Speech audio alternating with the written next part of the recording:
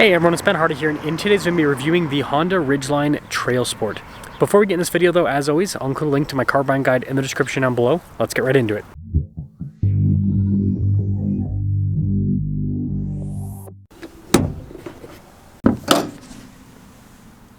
Under the hood of the Ridgeline is a 3.5 liter V6 that goes through a 9-speed automatic transmission. Fuel economy is 18 around town and then 23 on the highway, with power outputs being 280 horsepower and then 262 pound-feet of torque. Before we move forward with this review, I do want to mention, if you want to see more videos just like this, then I recommend you subscribe because I post content every single day. So first off, I really like this like grayish blue, bluish gray, whatever you want to call it. It looks really cool on the Ridgeline. And you can see with the headlight design, and then got TrailSport there in the grille. I like those little accent pieces on either side. Kind of the venting looks a little bit more aggressive. But yeah, overall, when you look at the Ridgeline dead on, yeah, it does look like an SUV because it obviously shares a lot with the Passport and the previous gen Pilot, but it's pretty good looking. Now on the side here, our tire wheel setup is 245 by 60 by 18 in the front and over in the rear. And you can see with the wheels, you've got that 5-spoke design. Pretty aggressive tires here with the TrailSport. And you can see with the fender flares and the rest of that body molding. And then taking a few steps back, this is where you can see it is a pickup truck. Now, something to note, the Ridgeline's unibody and has independent front and rear suspension, so it's not a traditional truck setup. And this leads us to the key fob. You can see lock and unlock function, remote start. Got the Honda logo there on the back as well. And popping into the back, interesting situation back here. So the tailgate is not dampened, so you do have to lower it down yourself. Got protection on tailgate and in the bed. Lights in the bed too. And solid space. With the tailgate though, lift it up, lock it into place, and then you got a little handle here. And boom! See, kind of like a barn door. And then the Ridgeline has a trunk as well. Spare tire there in the back. Definitely an interesting feature. That is for sure. And it's so funny just to do this. But yeah, pretty solid with that. Ridgeline stamped into the tailgate now. You can see TrailSport down below. And the C shape with the taillights. And look at the exhaust tip situation too. But yeah, that is the exterior of the Ridgeline. Now taking a look at the door panel in the back, you can see a soft touch here with the stitching at the bottom. A little cup holder. And then here are these seats. Nice trim all down the center. And then you have this, you can see, to pull up the seat and everything. Getting in is easy. You don't have to step up too high. Legroom back here, pretty normal for mid-size pickup truck. Little storage pocket. Got some vents here in the back as well. And then headroom back here is pretty solid.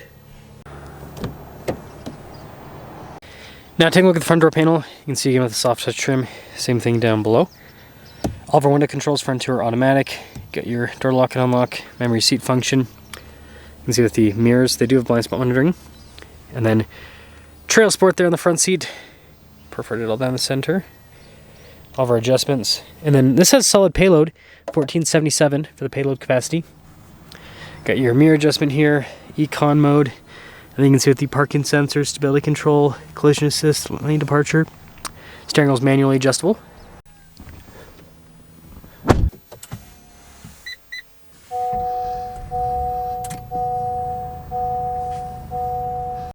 So taking a look at the steering wheel itself, we've got paddle shifters there on the back for the 9-speed. You got practical controls on the front for like your volume, voice command controls, adaptive cruise control, steering assist, all of that. And then just traditional stocks on the back. Now you can see in the center here with this gauge cluster, digital, you can see we've got pretty solid fuel economy, better than what the EPA rates it at. Still haven't been able to figure out why it's been so solid. And then we do have some different modes. These are for the all-wheel drive system mainly. To kind of switch things up with that. Just a traditional backup camera in reverse with this. And then as for the rest of the infotainment system, you do have some physical buttons. But overall response time with the screen, it's pretty good. It's easy to use overall. And then down below, we've got our climate controls. Tri-zone climate, so you've got the climate zone in the rear and then the two for the front. Heated seats with this as well. You got this little like storage area here. Wireless phone charging pad with some USBs up above. Buttons here for the transmission select, and then your all-wheel drive kind of change mode thing. You can turn off the auto stop start. Got some cup holders here.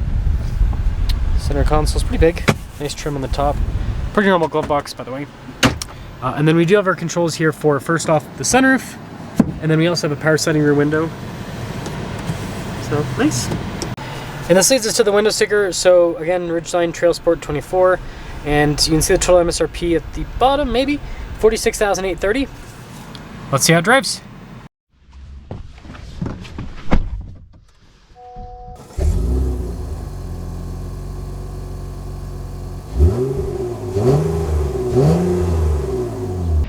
Let's talk about visibility before you set off. Here's visibility over the hood, both mirrors, and doors through.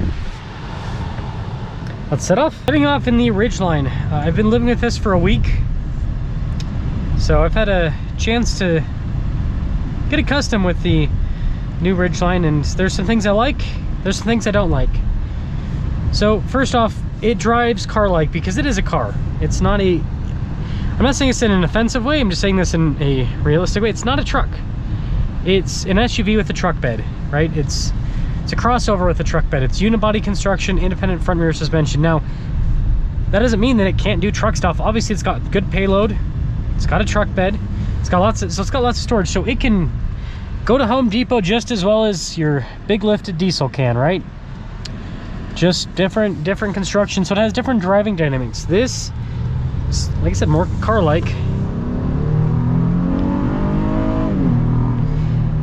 Pretty solid power out of the V6. Not fast, but it gets up and moves. So yeah, you get all the car benefits. It handles better than a truck. It's got a smoother ride than a truck. It's a little bit quieter, like it's, you know, all that stuff. But when you go for big bumps, the thing that's the downside is this doesn't have the same body on frame isolation, right? It's unibody, so it just transfers straight through the vehicle. So that's a downside. Now, some other stuff with this, seats pretty comfortable, everything's pretty user-friendly, so it's a good vehicle from that perspective. Guess we'll get into things I don't like. No cooled seats with this packaging, which the price point it's at, it's okay, but with these seats being black and it's leather, they can get pretty toasty. So that is that. And then my biggest gripe with this is the transmission and the auto stop start. So the transmission in the new Pilot, the 10-speed, so much better than this 9-speed. This 9-speed's not bad, but it ain't the 10-speed. So I wish that they would just do the redesign on this and the Passport so they could get the 10-speed, because that transmission's just so much nicer. So much nicer. And then the next thing is auto stop start. The worst auto stop start that I have ever tested. And what I mean is, you can tell the truck's turning off and you can tell the truck's turning back on. It's very abrasive. There's no smoothness about it whatsoever. And so, yeah, it's abrupt. It's really abrupt. It's just like, boom, it hits you hard.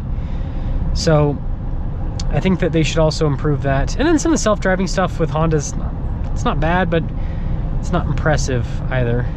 So